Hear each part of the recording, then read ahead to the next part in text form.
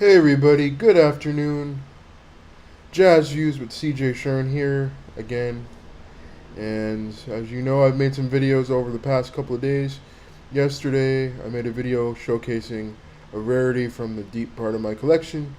And occasionally I like doing that, doing video reviews for albums that I think uh, should be maybe a little bit better known, albums that I enjoy. And this channel is really a supplement to my Jazz Views with CJ blog.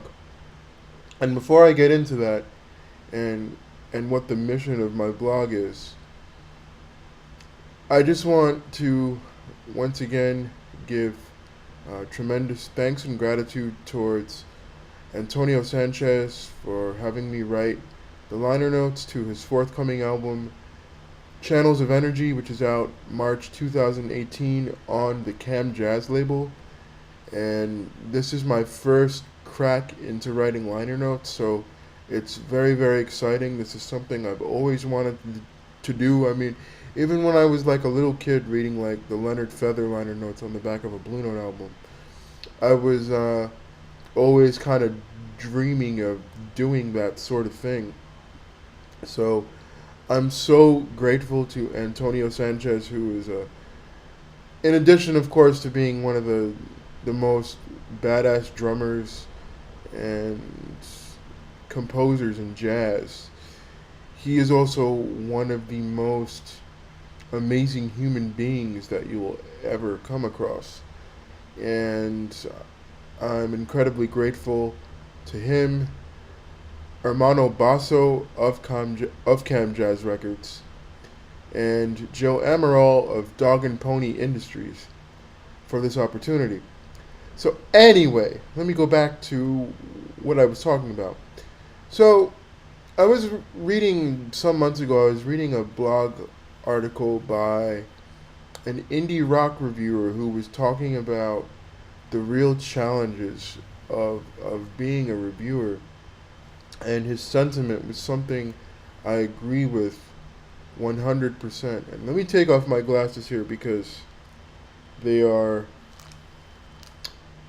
the glare makes it very difficult to see. So he was talking about the fact that he was getting hundreds of CDs on his desk that were kind of sitting there.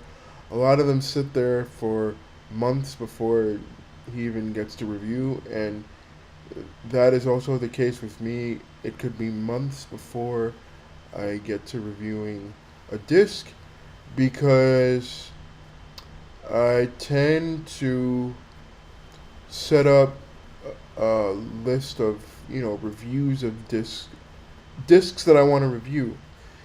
And also, when something comes through on a major label or as a major artist, that takes priority um, for me. So, because oftentimes it's a musician that I've just already been a fan of, and being able to review that musician is just kind of a thrill. So, uh, I get about 40 or 50 CDs a month probably. And some of these come from well established PR agencies. Some of them come from artists who have contacted me personally after looking at my blog and asking me if I would review their album. And I'm all game for that because one of the missions of my blog is to, in addition to reviewing music that I really like, highlight artists who I think might be musicians on the rise that have a real potential future in this music. And also, another point of my blog is I tend to review, despite my own tastes, really the main base of my tastes are hard bop and bop and things like that. Over the years, my taste has grown, and I've I've acquired a taste for everything from the most out free jazz to jazz funk, jazz rock, you name it. The only genre that I don't review is smooth jazz. And so the challenge is to be fair to an artist in a recording, because if there's an album that I just don't really like, I'm not going to review it because I don't want to speak negatively about it. And there's only one review that in the history of my blog, that I gave a 5 out of 10. The album to me was just so bad that even my mom, who was something of a vocal aficionado, when she had heard the album, she was like, no, no, no, no, no, oh my gosh, what is this person doing? It just doesn't work. And I will admit that jazz vocals are far from an area that is uh, my my expertise level. Uh, the kind of jazz vocal albums that I really enjoy are, obviously when you look at classic stuff, I love Ella Fitzgerald and Sarah Vaughan and people like that, who were able, and John Hendricks, people like that who were able to make their voices a horn, Betty Carter and people like that. Um, you know, and when I'm interested in a vocal album, it's usually something that's uh, pushing the boundaries, like Tana Alexa, or I just got hip to a vocalist named Sine Eeg, and she is from Europe, and her latest album has Scott Colley on bass, Joey Barron on drums, and Larry Kuntz on guitar, who was the well-known LA session cat. And they're standards, but they're done in a way that's really personal and unique and intriguing. So that's an album that you're going to see a review of on my blog. Um, you know, I I also come from the vantage point that my mentor John Kelman passed on to me, and that's review music that you like, be fair to it, give it listens to where you can really sort of absorb it and be fair. And to me, when I review a straight ahead album, because it is fairly straightforward, usually it's only 3 or 4 listens. But when it's a album that is very, very deep and multi-layered, such as the new David Varese album, David Varelis album, Gnosis on ECM, that takes many, many listens to fully absorb and get. And that album actually fits right into my wheelhouse, because it's it's dealing with something more progressive. But then there's just some albums that are just not very good. I mean, there's albums that I've had to discard, obviously because they're not my taste. I try to pass them on to people who might like them, but occasionally there have been albums that are just so bad that I I really wouldn't wish anybody to hear those. Um, so I just don't review them.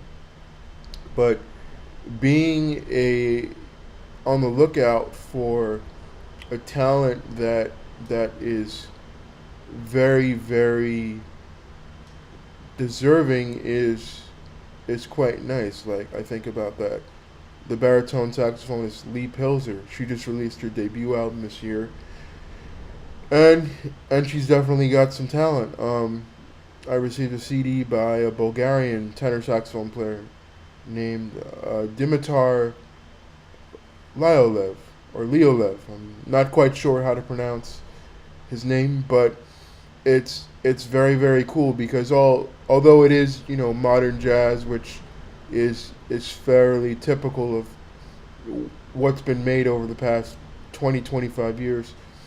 The fact that there is his Bulgarian heritage in that music makes it very very interesting. Like the first track has a really cool 7/4 rhythm that I would definitely assume is something Bulgarian. So it's it's albums like that, or Brian Caston, who just released Not So Standard, and he released last year the absolutely incredible, bonkers Roll the Dice on Life. That that was just an incredible album. Occasionally, there's albums that are just too inside, that it you can't really say anything all that profound about them. They're just just good swinging jazz. There's not much to really say. But you know the challenges of being a music reviewer are definitely there. Uh, Dealing with the amount of music, um, also being diplomatic about that music when it's just you don't think it's good at all. Um, and also, I mean, there's been times where some PR people have been rather pushy and adamant that something be reviewed, and you know sometimes the reviews for those kind of albums come out fairly quickly for me, or just sometimes they come out in the order that they've kind of been received. So that's just my thoughts on that subject. Um, Once again, please check out the Jazz Views with CJ Shearn blog at Blue Siege. That's blue CEEJ .tumblr.com